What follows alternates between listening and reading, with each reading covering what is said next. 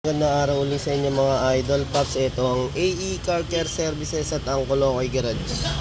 Ayan, tingnan po natin ito sa 220k mileage mga idol. Ngayon natin mapapalinisan yung EGR valve ni boss saka intake manifold yan.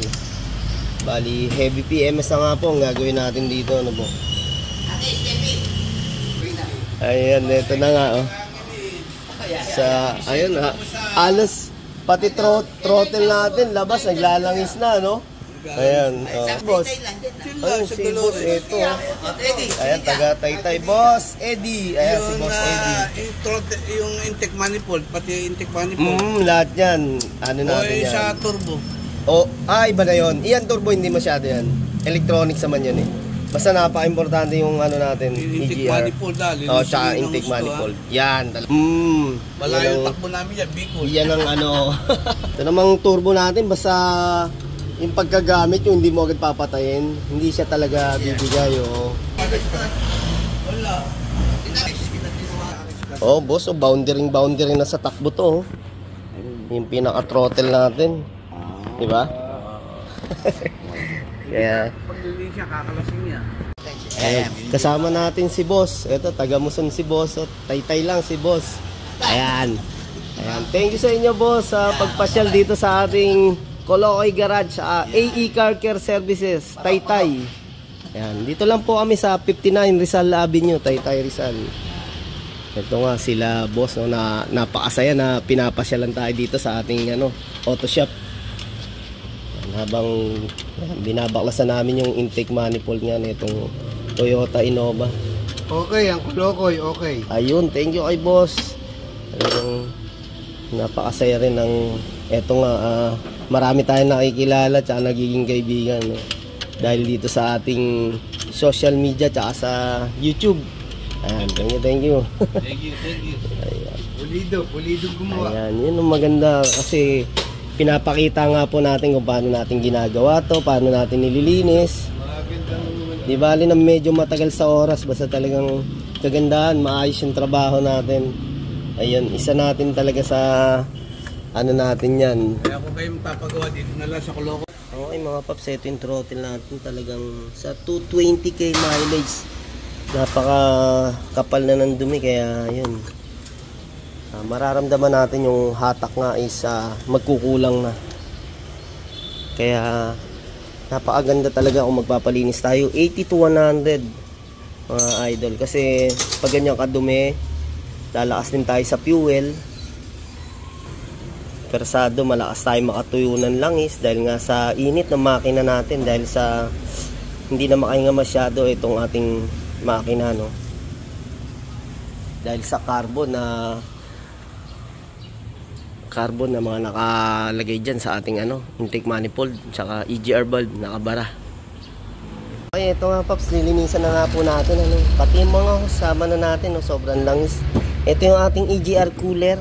Ayan, grabe na rin po talaga yung dumi niya, Gagamitan po natin siya muna ng diesel o kaya kerosene, pwede rin po, Tapos gumagamit tayo ng degreaser mga idol, Kailangan talaga natin yung degreaser para talaga matanggal yung mga nakakapit na carbon.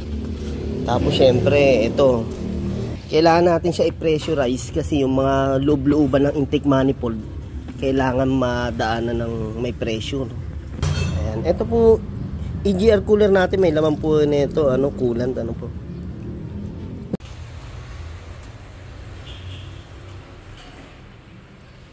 Sabi ko sa Okay mga idol, sisimulan na nga po natin linisin itong mga to. Ayan, gagawin natin. Ito nga ginagawa natin na heavy PMS para yung ating sasakyan naman is ma-refresh po. Okay, bali ito yung ating pinaka EGR valve. Isa yan sa pinaka-importante, yung matanggal natin yung mga carbon dito nga mga idol, para naman siya is pag nag-open siya maganda-ganda yung pag-open niya, tsaka yan. Dahil nga yung carbon natin dyan, kahit pa paano nakakasagabal yan sa ating EGR valve, exhaust gas recirculation natin. Ayan. Nililinisan na nga po natin lahat. Ayun mga idol, ito na nga yung ating intake manifold. Kita naman natin yung kapal, Ayan. tsaka sobrang tigas na. Biruin mo yan, oh. Kaya anong nangyayari sa diesel, malakas na tayo niyan, mga idol. Kasi hindi na nagpe-play na maganda to, no. Tignan natin yung pinaka-combustion. Ayun, marami-rami rin linisan sa ating combustion. Makapal din. Yung mga idol natin yun. Yun. Thank you mga idol. Ayan.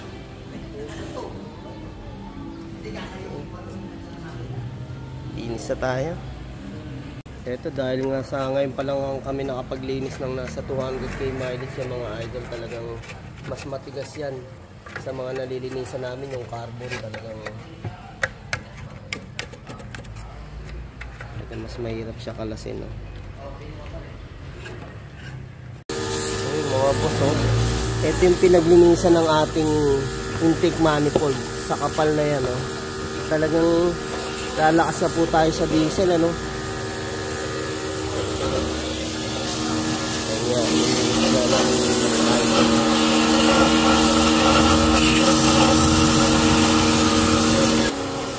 kaya yung mga idol, tips ko lang, ano, kung halimbawa ganito, Toyota Innova 2.8, 100k mileage to 150, kailangan mapalinisan na natin, no? Kagaya nito kay boss, sumabot na ng 220 ang tinakbo, kaya talagang lumakas na siya sa diesel. Ayun.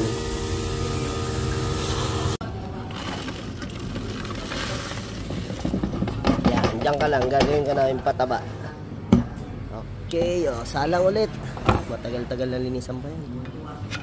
Ito, spray na nga natin yung EGR cooler, ano, saka yung mga parts. Tignan natin kung gaano kadumi ito, mga idol.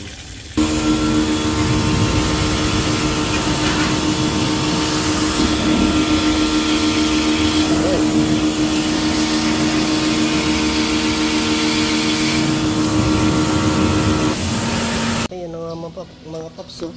Halos naka-tatlo na kaming kuskus, o pang-apat na to, talagang makapal pa rin. Yan, ganyan po dito sa aming Caloocan garage, sa talagang kinukuskus po natin, ano. Di bali na tayong tumagal sa paglinis. Di sulit naman po yung inyong pagpapagawa, idol.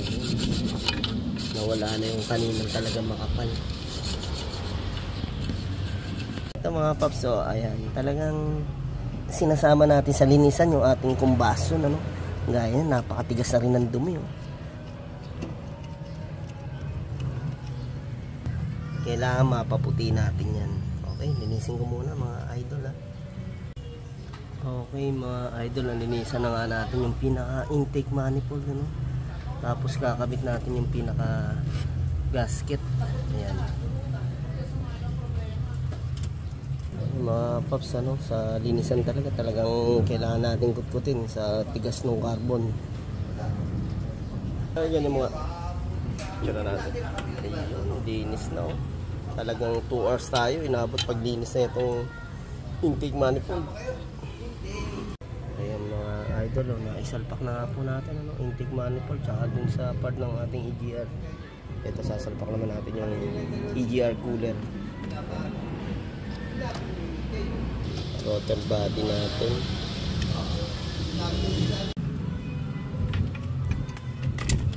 Idol, pinalitan na rin namin ng fuel filter, itong Toyota Innova ni boss, ano. Ito yung fuel filter na natanggal natin. Pagka ganyan kadumi, talagang kailangan na natin palitan po, ano. Isa sa nagpapabigat ng takbo ng sasakyan. Yan po yung ating bago na fuel filter. Okay, kita na natin. Hop, yeah. Idol, ano, i-start na po natin to.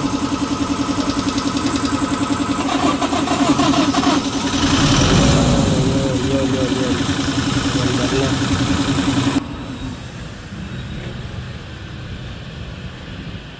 Ay mga idol, alas 5 na nga, ano, inumpisa namin itong Toyota Innova. Alas 9 na umaga, yan, natapos kami. Alas 5 kay la boss, no, natapos namin yung linis ng EGR valve tsaka intake manifold. Thank you. Thank you boss. Ayun, thank you boss, salamat. Ayun. Next week, babalik kami uli. Okay. Change oil naman, change oil. Yan. Okay. Maraming salamat po. Thank you, thank you.